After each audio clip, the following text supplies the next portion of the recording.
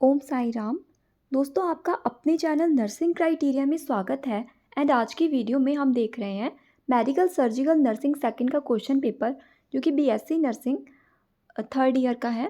ठीक है, और ये सेकंड पार्ट हम इसमें देख रहे हैं। मेडिकल सर्जिकल नर्सिंग जब हम पढ़ते हैं तो हम इसमें MSN 1 एंड 2 पढ़ते हैं, क्योंकि MSN में आपको पता है कि नर्सिंग में हम 500 से भी ज़्यादा डिजीज़ पढ़ते हैं, इसलिए इसको दो पार्ट्स में डिवाइड कर दिया गया है। 3 घंटे का आपका एग्ज़ाम होता है और इसमें दिखाया गया कि 80 मार्क्स का ये एग्ज़ाम था। ये तो 80 मार्क्स का था, बट आपका 75 मार्क्स का होगा और 25 नंबर की इंटरनल असेसमेंट जाएगी। तो अब देख लेते हैं 2023 में ये हुआ है, तो अगेन ये रिपीट हो सकते हैं। इसमें से जो क्वेश्चंस बने हैं वो फिर से रिपीट होने के चांसेस हैं। मेन चीज़ पे आते हैं, हमारे क्वेश्चंस देखते हैं। फर्स्ट है question, mister Sumit is admitted in I ward with glaucoma.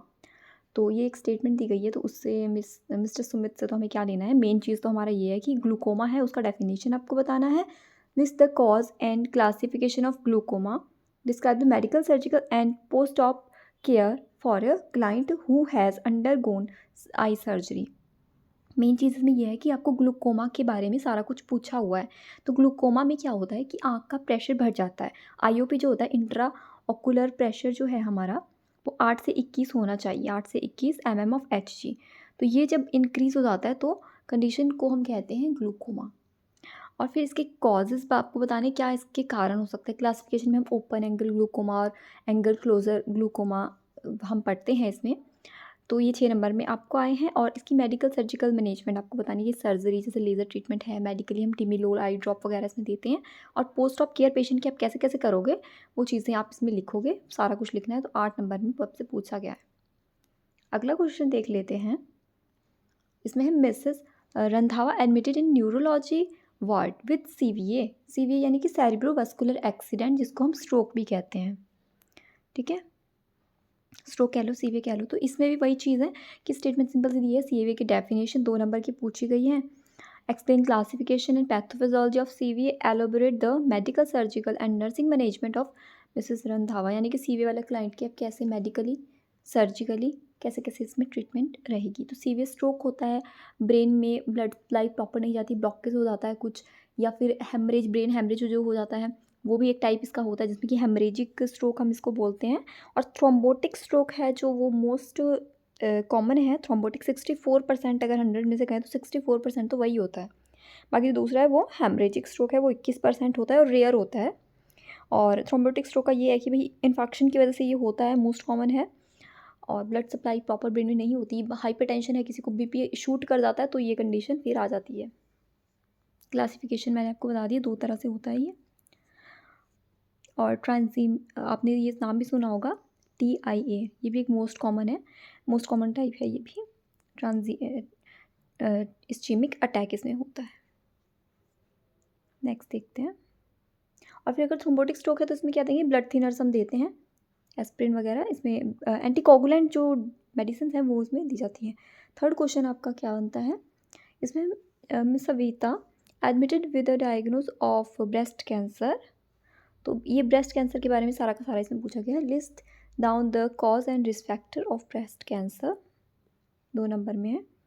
Explain the pathophysiology, clinical manifestation of breast cancer. और मेडिकल सर्जिकल मैनेजमेंट इसमें क्या होगा, तो किस तरह से ब्रेस्ट कैंसर होता है, इसका मोस्ट क्या कारण इसके हो सकते हैं, किस तरह से डिजीज़ का आकर से साइन एंड सिम्टम इसमें क्या होगा, एंड आप मैनेजमेंट आप किसकी बताना। अगला क्वेश्चन 4th नंबर का है, right nursing responsibility of following condition. तो जितनी भी कंडीशंस हैं इनकी नर्सिंग रिस्पॉन्सिबिलिटी आपको लिखनी है। पेशेंट ऑन कीमोथेरेपी, तो ये ऑन्कोलॉजी का एक क्वेश्चन है, ऊपर भी आपसे ब्रेस्ट कैंसर ऑन्कोलॉजी का एक क्वेश्चन पूछा गया है, जिसमें कि आपको पेशेंट अगर कीमो पे है तो उसका नर्सिंग मैनेजमेंट कैसे रहेगा। क्राइसिस इंटरवेंशन के बारे में आपसे पूछा गया है। पेशेंट विद अल्जाइमर्स डिजीज़, तो आप ये अल्जाइमर्स डिजीज़ जो एसिटाइल कोलिन की डेफिशिएंसी की वजह से होता है, भूलने की प्रॉब्लम हो जाती है, पेशेंट बहुत डेली रूटीन के काम करना उससे मुश्किल हो जाता है। और प्रोग्रेसिव डिजीज़ ये होती है, इसमें पेशेंट की आप कैसे केयर करोगे डेली रूटीन में। और एल्डरली की केयर पूछी गई है। एल्डरली पेशेंट है, उनके बहुत सी प्रॉब्लम्स होती हैं, उनमें नर्सिंग मैनेजमेंट आपकी क्या रहेगी। जैसे प्रोग्रेसिव एल्डरली में क्या होता है कि जब बुढ़ापा आ जाता है तो सुनना कम हो जाता है, डाइजेशन प्रॉब्लम हो जाती है, ठीक है, दांत टूट जाते हैं, आंखों से दिखता नहीं, तो इन सारी कंडीशन में आपको नर्सिंग केयर करनी है। हड्डियाँ कमज़ोर हो जाती है, चलने में भी दिक्कत आती है, और रिटायरमेंट के बाद साइकोलॉजिकल प्रॉब्लम्स हो जाती है, डिप्रेशन का भी कई बार लोग शिकार हो जाते हैं। तो ये छोटे छोटे पॉइंट्स बना के आप इसको लिख सकते हो। 5th नंबर का क्वेश्चन है, describe etiology, clinical manifestation and nursing management of following. तो इसमें 2 की आपको करनी है, तो आप सारे ही देख लेना, इंपॉर्टेंट है। और अगेन ये पूछे जा सकते हैं। मेनिनजाइटिस, तो मेनिनजिस में इन्फ्लामेशन को कहते हैं, ब्रेन की कवरिंग है, 3 लेयर्स होती हैं। मेनिनजाइटिस के बारे में लिखोगे, क्या इसका कारण है, क्या इसमें साइन एंड सिम्टम है, तो आपको याद होगा। बहुत ही मोस्ट कॉमन जो होते हैं इसके, वो होता है कर्निंग साइन, ब्रूट जिन्स्की साइन होता है, नकल रिजिडिटी देखने को मिलती है। 3 मोस्ट कॉमन साइन है इसमें।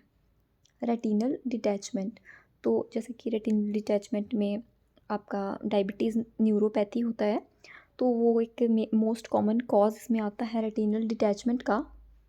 या फिर कोई ट्रॉमा एक्सीडेंट वगैरह हो जाए, इंजरी हो जाए, उसकी वजह से भी ये हो सकता है। एंड साथ में कोई डिजेनरेटिव चेंजेस इन आइज़, वो भी इसका कारण हो सकता है। नेक्स्ट क्वेश्चन आपका सीज़र का है। सीज़र की कंडीशन आती है, ये भी न्यूरोलॉजिकल प्रॉब्लम है। और सीज़र एपिलेप्सी और सीज़र में ये फ़र्क होता है कि एपिलेप्सी में रिकरेंट एपिसोड्स होते हैं और ब्रेन की इलेक्ट्रिकल एक्टिविटी डिस्टर्ब हो जाती है सीज़र में, अब नॉर्मल एक्टिविटी ऑफ ब्रेन, इसे हम कहते हैं सीज़र।